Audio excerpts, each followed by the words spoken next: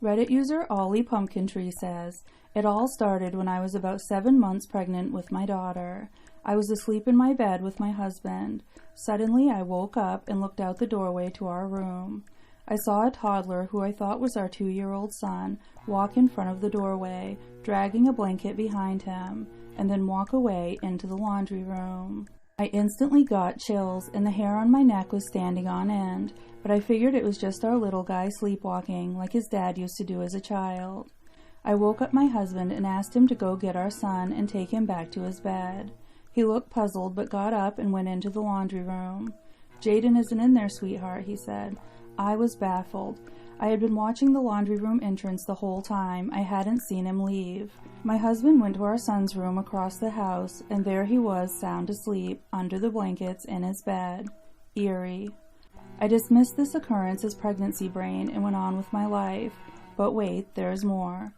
Several months later, after our daughter was born, I was in the shower while the kids were down for a nap.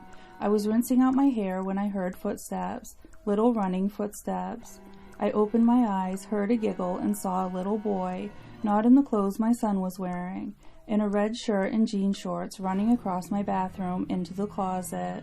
Strangely, I was not freaked out. This has happened several times over the last 5 years since the first time. I'm never really freaked out by him, and he has aged some. He now seems to be 4. He always runs by when I'm in the shower like he's chasing something. The most recent encounter I've had was one morning when my husband and I were asleep. My 2 oldest kids came in to wake us up. All I could make out was their silhouette. I told them both to go potty, and then I would turn on a show for them in our room. I told my older son to let his little sister use our bathroom, and for him to use his down the hall. He just stood there, so I repeated myself, and he turned and went down the hall. My daughter went into our bathroom. I sat up, waiting for them to return. My son came back and sat on the floor waiting. After a minute, he said, "Hey Mom, can you turn on a show?" I said, "Well, let's wait for your sister." He turned around and said, "She's still asleep, Mom." I said, "No, she isn't. I saw her go in my bathroom." I got out of bed to check on her.